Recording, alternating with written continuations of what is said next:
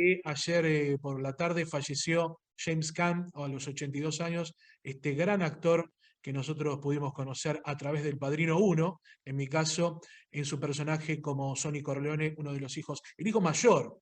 ¿Qué nos pasa con respecto a esta relación que tenemos con el Padrino? ¿Por qué nos gusta tanto? ¿Por qué nos atrae tanto los mafiosos? Hola Pablo Manzotti, muy buenos días. Te saluda Marcos Cruz. ¿Cómo estás?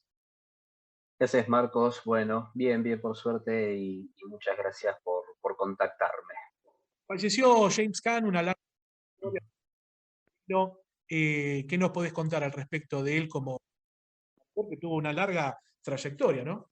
Vos sabés que, bueno, falleció a los 82 años. En realidad, él falleció el 6, falleció antes de ayer, según el comunicado de su familia, porque él era muy activo en Twitter, de una cuenta de James Caan, incluso tenía un humor muy particular, era bastante cínico en la manera de escribir sus tweets, y cerraba todos los tweets con end of tweet.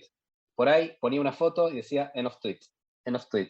Claro. Y la familia informó de esa manera, con gran tristeza, informamos que ha fallecido nuestro Jimmy en la tarde del 6 de julio, o sea, que fue antes de ayer, inclusive, ¿no? Entonces, bueno, la familia agradece las muestras de apoyo y fidelidad y bueno, y que respeten la privacidad en este momento en el cual obviamente están haciendo su velorio, en este momento difícil. Y Totalmente. cerraron con End of Tweet también. Ese me pareció un homenaje lindísimo, la verdad me emocioné mucho. Yo era seguidor de la cuenta de James Caan. Y bueno, es un actor que se consolida en un momento fantástico del cine. Es el cine que a mí más me gusta, que es el cine americano, cine clásico americano de la década del 70. Se podría decir un Pacino, es un Robert De Niro, es un actor de esa línea y de ese carácter. De hecho, los invito a que busquen, pongan en YouTube, por ejemplo, eh, James Caan, Michael Corleone o Audition Michael Corleone, no Sony, que es quien terminó siendo, sino Michael. Hay grabaciones de él audicionando para el papel de Michael, que terminó haciéndolo Al Pacino, ¿no? Por lo que pasa es que Al Pacino estaba muy resistido por los estudios y James Caan ya tenía un nombre más importante que el de Al Pacino en el momento de la grabación del Padrino. Es un actor increíble y él, yo destacaba justo por esas cuestiones del destino. Este fin de semana conseguí una copia de Criterion, este sello impecable de edición, de la película Thief, Ladrón, de Michael Mann de 1981, que la quería volver a ver, la había visto hace muchos años, y lo tiene a él como protagonista. Es una película fantástica, que les recomiendo a todos, la pueden ver, la pueden bajar, porque lamentablemente no está editada acá, o la pueden ver en Movie, en la plataforma Movie que la tiene entre su catálogo.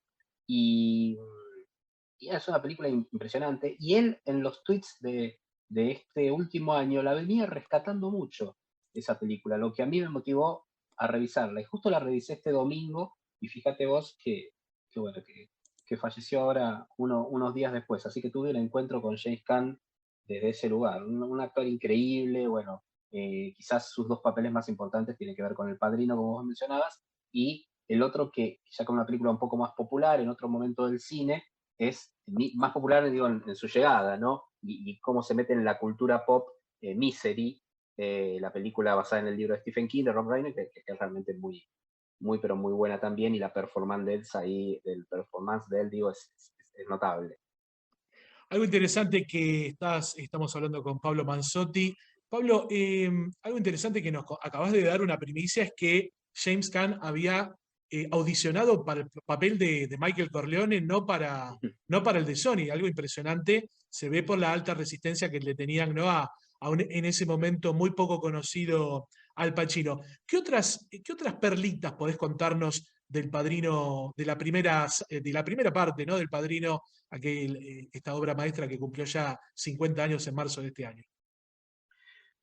Bueno, es una obra inacabable. En cuanto a perlitas, yo recomiendo, hay una edición cuando salió de Coppola Restoration, que salió primero en DVD, después se hicieron en Blu-ray, después hubo varias restauraciones, cada tanto Coppola, viste, le sobra tiempo y se ponen a reeditar El Padrino. Y bueno, le hace, bueno. Pero bueno, esa de Coppola Restoration es realmente muy buena porque logra él conseguir ese color. Él siempre decía que lo que quería era que la película se viese como una fotografía vieja, el tono de la iluminación. Y ese color en las ediciones en VHS se había perdido, obviamente, en el DVD se perdió también, y él lo recupera con esa restauración que hace, meticulosa restauración. Y ahí, bueno, ahí se da el reestreno, todo eso.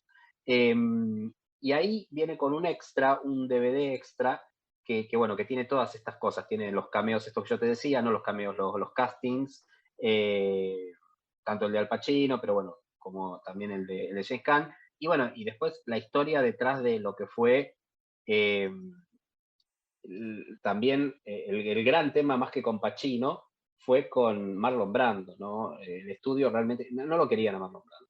No lo querían porque lo consideraban un conflictivo, que lo era, de hecho. Él venía de ser un tipo. Esto se enmarca dentro de lo que es lo terrible que es Hollywood, ¿no? Venía de reformular la actuación con el método, la actuación en cine, y con un tranvía llamado Deseo principalmente, y bueno, y después con sus trabajos con Elia Kazan, que realmente son soberbios, pero entra en una, como le pasa a todos los actores, empieza a hacerse mala fama entre el grupo de directores y de productores. Entonces empieza a no conseguir muy buenos papeles, y antes del Padrino estaba en baja. Entonces, medio que ahí los estudios se ponían firmes. Y Coppola lo cuenta en una entrevista muy linda que se puede encontrar en YouTube si la buscan bien, que es en el Actors Studio, donde él dice, bueno, él estaba desesperado y estaba mediando entre entre los estudios y Brando, que se ponía firme, si no me dan lo que yo quiero, si no. Entonces, ¿él qué hizo? Brando no quería audicionar, entonces fue a la casa de Brando con unos salamines y unos quesos, y llevó una cámara. Y se puso a charlar con Brando y le puso la cámara delante. Dijo, vos quédate tranquilo, y bueno, lo fue hablando, lo fue convenciendo del perfil que quería, y mientras comía Brando el queso y los quesos buenos que le había llevado Coppola, y en la charla amena, Brando empieza a caracterizar a Vito y se pone unas migas de pan en los mofletes, y ahí es donde le da esa cosa de bulldog. Y eso todo queda registrado en la cámara. Entonces, una vez que tiene eso, va a hablar con el productor representante del estudio. Y cuando va a hablar con el productor, con el representante del estudio, el productor le pone, le dice, ni loco, no lo quiero dentro del set, no lo quiero, no lo quiero, no lo quiero, no lo quiero, no lo quiero. Y él, mientras él le decía todo ese no lo quiero, le pone el video en un televisor, de una VHS, lo pone, no había VHS en ese momento, lo pone a rodar, se lo muestra, y el tipo estaba diciendo, no lo quiero, no lo quiero, y se queda callado, y dice, uy, es fantástico. Es el tipo es increíble lo que está haciendo. Y bueno, un poco eso lo cuenta Coppola con mucho más gracia de como lo estoy contando yo, ¿no? Obviamente, en esa entrevista en el Actors Studio. Y después, bueno, la famosa también es perlita respecto del casting, era que a Pacino lo bancó Coppola, básicamente. No lo querían volver a filmar toda la primera parte. Estaban negados hasta el momento en el cual ven los productores la performance de Pacino en el asesinato a Soloso, cuando venga al padre, digamos. En la cantina, en la cantina. En la cantina, que suelta el revólver, bueno, toda esa escena es la que convence a los productores de que era Pacino. Pero hasta ahí, sí, antes de esa escena, al poco tiempo de esa escena, tenía que volver a filmar todo, Coppola. No los convencía. No le creían, lo veían chiquitito, viste, como que no intimidaba. No los convencía adelante de cámara. Hay mucho de esto se puede ver en la serie la Oferta, ¿no? The Offer, que está en Paramount Plus, que es la historia de la filmación del Padrino, básicamente. No sé si sabían. Bueno, en Paramount Plus esa serie es estreno de este año, y está muy bien realmente. Es una serie muy linda, con todas las penurias que pasaron en la producción del Padrino, en el rodaje del Padrino. Está muy bien. No, no, yo no, la había sentido nombrar, pero no sabía, Pablo, te agradezco el dato, porque yo soy fanático del Padrino y no sabía, sé que ha salido una reedición que fue editada en marzo, que Ujú. se emitió en los cines aquí de Capital y de Gran Buenos Sí. Aires, una copia restaurada del Padrino 1. También sé que hace un par de años salió un videojuego, pero más allá de eso no sabía lo de esta nueva serie, esta serie que cuenta todos los pormenores del armado, ¿no? De la producción.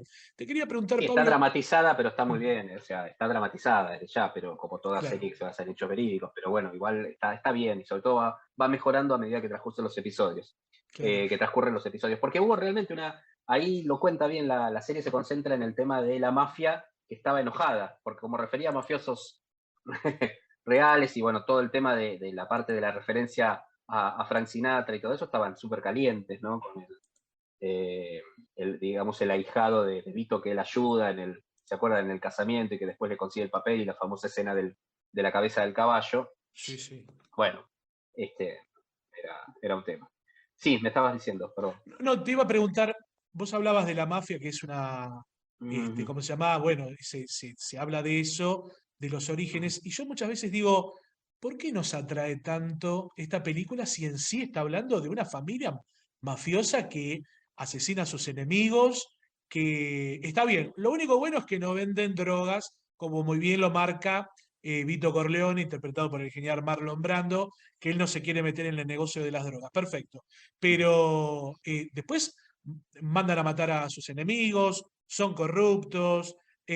¿Por qué nos genera ese tipo de atracción?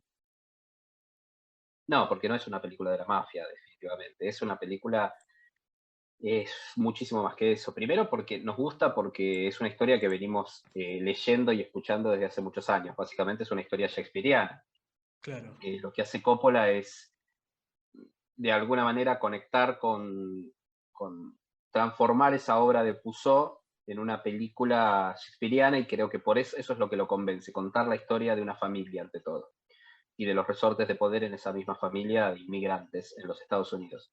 Lo que termina haciendo es contando una historia de los Estados Unidos, de la misma manera que cuando John Ford hace El hombre que mató a Liberty Balance, está contando una historia de la fundación de los Estados Unidos, y yo siempre es una película que recomiendo, por ejemplo, para que entiendan cuando suceden estos tiroteos masivos en Estados Unidos, le digo, bueno, vean El hombre que mató a Liberty Balance, The Man Who Shot Liberty Balance, en Argentina se conoce como Un tiro en la noche, que John Ford lo explica claramente, porque básicamente así es como se constituyó políticamente los Estados Unidos. Entonces, y lo explica en un western, hace un western para hacer eso. O sea, es una película de vaqueros, pero que te cuenta la historia fundacional de los Estados Unidos en términos políticos. Y ahí entendés por qué el apego de las armas, del pueblo a las armas, y tan importante el tema de la enmienda y la aportación de armas. Bueno, acá es exactamente lo mismo. Acá estás viviendo lo que es la historia a partir de la década del 50 en los Estados Unidos, de lo que es la Estados Unidos victoriosa, el American Way of Life, y él deconstruye eso, destruye la familia típica americana. Entonces estamos viendo, básicamente es una película religiosa, profundamente religiosa, que lleva al mismo plano el rito religioso que el asesinato.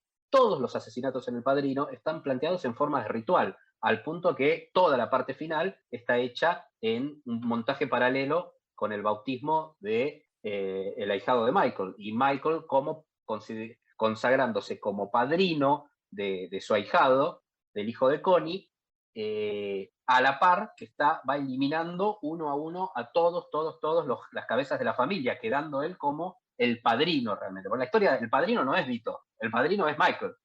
Cuando el título del padrino no es Vito Corleone, no es Marlon Brando, es Al Pacino, el padrino. Entonces, la película es riquísima en ese sentido, ¿no? Todo ese montaje paralelo con el credo, con para parte de las renuncias a Satanás, ¿no? Crees en la iglesia, crees en Dios, y con la música de fondo que lo hace operístico Coppola, que lo repite en la 3 al final con la Cavaliera Rusticana, ¿no? En la ópera de Palermo ahí, entonces, que de alguna manera hace ese mismo montaje paralelo, pero ahí lo hace directamente con una ópera en sí mismo, ¿no? Bueno, en este caso lo hace con el rito del bautismo, pero todos los asesinatos son de alguna manera rituales, ¿no? En fin, están coreografiados, están preparados, es todo el rito, por eso puede ser el asesinato al lado de ir al baño o ir si se quiere, a comer. Todo el ritual italiano y del inmigrante, el apego a la cultura original, está ahí. Y después hay una película dentro de la película, que es el momento en el cual Michael va en busca de sus raíces a Sicilia, Ujú. en la película, ¿no? Cuando él se tiene que exiliar, y ahí te cuenta una película dentro de la película, que es donde a él le termina cayendo la ficha totalmente, que él se conecta con un mundo que había negado. Eh, y se enamora realmente. La mujer que él quiere es esa mujer. Apolonia. Esa Sicilia, Apolonia, Ujú. es esa siciliana de la que se enamora, y que ahí es donde lo que le sirve ese gran amor que tiene es que le muestra lo que puede hacer si él no se convierte en el padrino, lo que le puede pasar, le pueden quitar todo. Entonces, por eso él dice, bueno, proteger a mi familia, básicamente, ¿no? Entonces es todo un círculo que hace, del cual intenta salir en El Padrino 3 y no puede, ahí ya no puede. Ujú. De una manera u otra la muerte lo terminaba buscando, ¿no? Con lo peor que es con alguno de sus hijos, no con él. Entonces, es una película muchísimo más que una película. Es una obra maestra que la verdad que con todo lo que estás comentando, Pablo Manzotti, con quien estamos hablando en este instante aquí en Calavera Nochilla, me estás planteando tantas cosas muy interesantes, muy nutritivas, que ahora cuando la vuelva a ver, desde la versión uno, la 2 y la 3, voy a verlo totalmente diferente, porque esto de eh, mirarlo como una ópera, mirarlo como un ritual, no lo Ujú. había pensado, si bien sí tiene mucha presencia religiosa. Recordemos también que Michael tiene como mucho interés de llegar a, sobre todo en la 3, para, por ejemplo, tener una relación, un aval de parte de la Iglesia Católica, ¿no? Claro, claro, ahí él hace un cruce interesante con todo lo que fue la muerte de Juan Pablo I. Exactamente, es muy interesante, como lo que son diferentes familias de poder, ¿no? Claro. Corleone, bueno, toda aquella estafa del Banco Ambrosiano y cómo. Eso pasó de verdad, ¿eh? O sea, Sí, sí. se habían robado plata y la mafia tuvo que salir a cubrir a la iglesia, o sea, eso es así. Eh, entonces toma ese hecho como cruzándolo con la historia de los Corleones, de la misma manera que toma el hecho del ahijado, no me acuerdo el nombre del personaje ahora, de, de Vito Corleone, como el caso de Frank Sinatra, que en su momento, cuando estaba en una baja en su carrera, se dice que tuvo una ayuda de la mafia que tenía cierto peso en los estudios de Hollywood, ¿no? Claro. Mira, la verdad, uno no es muy radiofónico esto en términos de lo que es un análisis de una película tan rica que yo en general es una de las películas que más me gusta, lo que era mi rol más docente o algunos cursos de cine que he llevado adelante, es una de las que más me gusta analizar y compartir y ir un poco más allá porque me parece que se disfruta más de la película, pero me quedo con una escena que son dos escenas. La primera es el momento en el cual el primer quiebre que tiene Michael, que es, bueno, cuando se entera de la muerte del padre, ahí él conecta con el padre, y de la muerte, perdón, del intento de asesinato del padre, y él cuando va a verlo al hospital, se da cuenta de que le habían liberado la zona para terminar de asesinarlo. Entonces Claro. ahí hace toda una estrategia y él se descubre con el otro, con el que lo va, el panadero creo que es, que lo va, que lo va a visitar, a Vito, él se descubre que reacciona como un soldado, que es un tipo que tenía entrenamiento de todo y que no se asusta frente a la situación cuando lo van a ultimar a su padre. Entonces ahí hay una conexión. Y ahí es cuando le pegan la piña, cuando viene McCloskey, el policía comprado por el otro mafioso, por Soloso, que le pega la piña a, a Michael. Ahí Coppola cuenta que, por ejemplo, toda la piña que le da, dice, yo no quería hacer una cosa como se hacía en el cine, que te pegaban una piña y te quedaba un ojo morado nada más, o tenías una cosita. Queríamos que se viera como una cara hinchada por una piña, como te pasa realmente. Claro. Y lograron, por eso lo deforman todo. Le metieron todos él cuenta, unos alambres para que a duras penas pudiera hablar y todo eso. Claro. No, no, es Y impresionante. es impresionante. Y ahí va a una escena que yo les recomiendo que le presten atención cuando ven, que es la escena en la cual están todas las cabezas de los Corleones, menos Vito, que está obviamente en el hospital, decidiendo qué van a hacer. Y están en el estudio del padre, y esa es una clase magistral, la tiene varias clases magistrales el padrino, pero esa es una clase magistral de planificación. Obsérvenla bien de nuevo y van a ver que cada uno va, y Michael no opina porque a Michael lo tenían apartado, y todos van decidiendo, y ahí se calienta Sony, James Caan, de quien estamos hablando hoy, que se pelea con Robert Duvall, con el personaje de Robert Duvall, que le dice, por favor, te pido, ayúdame a ganar, todo, y están los otros dos, Tessio y el otro amigo del padre también, que observan, ¿no? Y la cámara, si ustedes van viendo, va siguiéndolos a todos, Michael está callado y se sienta en el sillón del padrino él, que es lo que no registra ninguno. Y la cámara en ese momento se queda con Michael, se va acercando de a poco, Michael empieza a hablar, va haciendo un zoom a él, todos se quedan callados cuando todos estaban sacados, y él les dice y les hace el plan para matar él a McCloskey. Dice, yo me reúno, se quiere reunir conmigo, me dan que escondan la pistola y yo lo mato. Es el único que piensa racionalmente ahí. Y todos lo miran, se quedan callados y todos se matan de risa, menos ¿quién?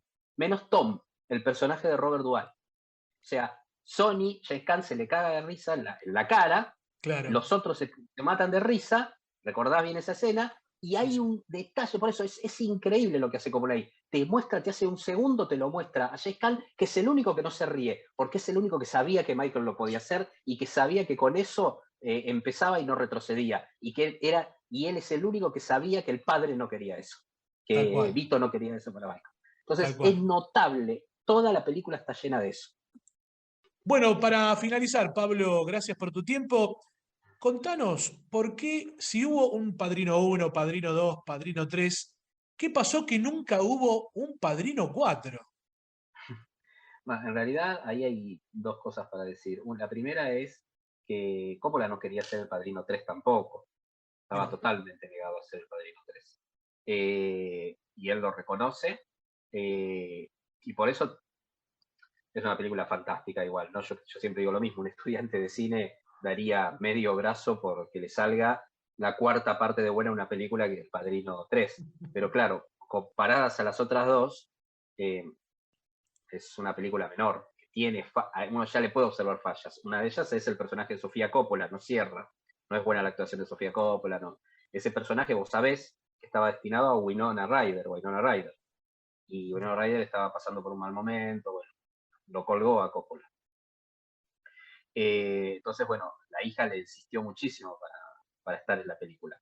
Pero los primeros que le tuvieron que insistir fueron los estudios. En realidad, él la hace. Él venía del fracaso con Zoetrope, con su compañía, estaba muy mal económicamente, y él la hace para recomponerse económicamente y poder juntar plata para hacer Drácula, que es la siguiente película que hace él. Él quería ser Drácula, pero no lo financiaban para hacer Drácula. Entonces, hace El Padrino para conseguir el dinero y que le den el financiamiento para Drácula, El Padrino 3. Y de alguna manera termina oficiando como cierre de la trilogía o convirtiéndose en una trilogía cuando en realidad ya estaba todo cerrado. Lo que hace El Padrino 3 es volver más a una estructura similar a la primera, no tanto como la segunda, que trabajaba con esta idea de todo un gran montaje paralelo, ¿no? Trabajaba en pasado y presente. Y en la 4 de hecho hay un libro que después salió por Ed Falco, ya fallecido Puzo, y Paramount quería que hicieran la 4, y en este caso lo que pasó fue que Coppola quería que le diera Paramount $1 millón a Puzo, que estaba muy enfermo, y se claro. iba, él quería dejarle algo a los hijos, él ya sabía que iba a morir y quería dejarle algo a los hijos. Entonces, denle $1 millón y yo hago la película, que dé $1 millón para que haga el guión.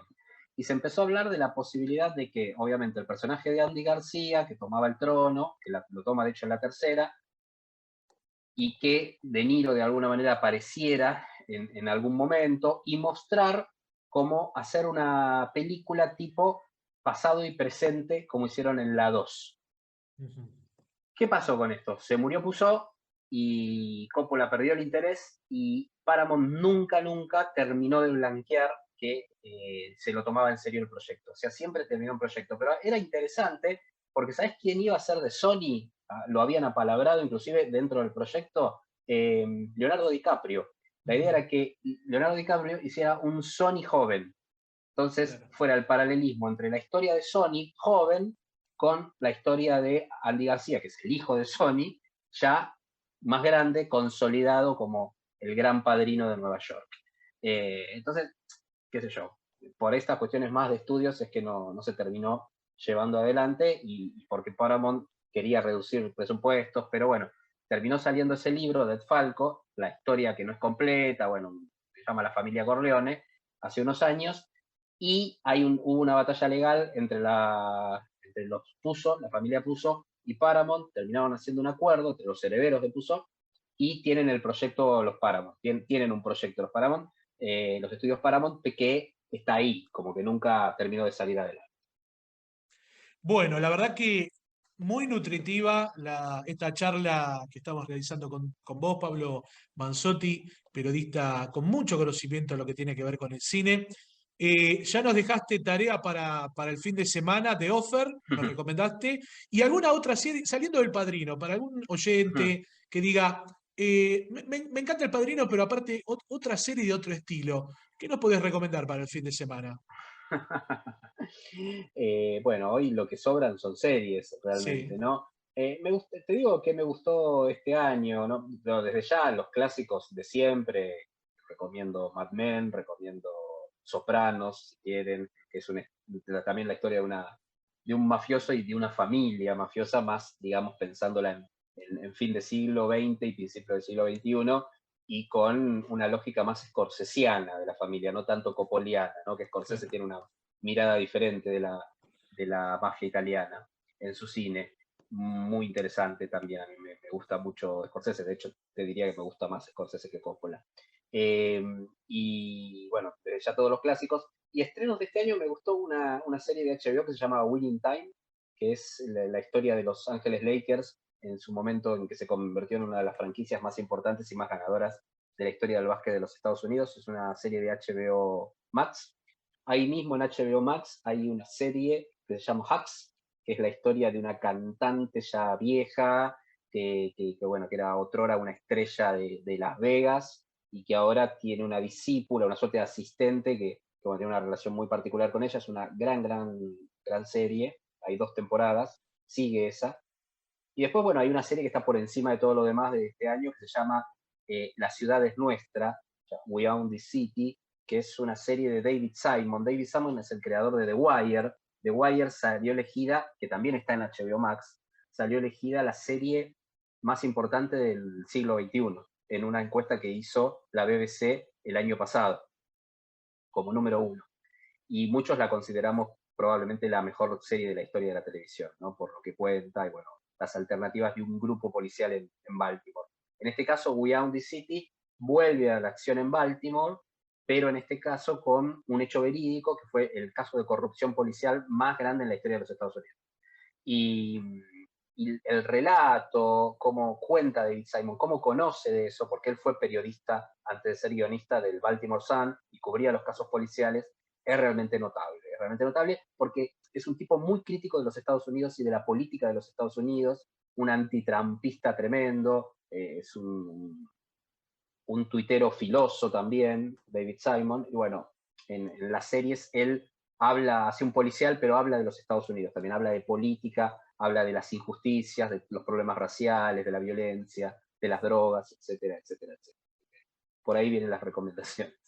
Totalmente, y muy agradecido por tu informe completo. La verdad que ya me dejas mucho, mucho para investigar, para rever la trilogía del Padrino y verlo desde otro punto de vista. Así que quiero agradecerte y se nota mucho tu trabajo como docente y que te gusta mucho el tema del cine, porque la verdad que mirá que yo soy fanático del Padrino y me creía que sabía muchas cosas con vos. Veo que me ganaste, sabés muchísimo más y aparte me diste datos que yo no conocía. Así que nada, te quiero agradecer sinceramente. Te encuentra la gente en @Pablo Manzotti con doble T, Pablo Manzotti en Instagram y más redes sociales. Estás en Twitter, en Facebook. Sí, el Twitter es al revés, es Manzotti Pablo, pero ahí sí, Pablo Manzotti en Instagram y Manzotti Pablo con ZWT como es en Twitter. Después en Facebook sí, búsquenme como Pablo Manzotti. Perfecto. Bueno, Pablo, te quiero agradecer tu tiempo y que tengas un excelente fin de semana. Igualmente, gracias a vos por esta llamada y permitirme hablar de esto que me gusta tanto. Les mando un abrazo a todos. Un fuerte abrazo y gracias. Chao. Chao. Ahí estamos hablando con Pablo Manzotti aquí en el aire de la 990, siempre de tu lado.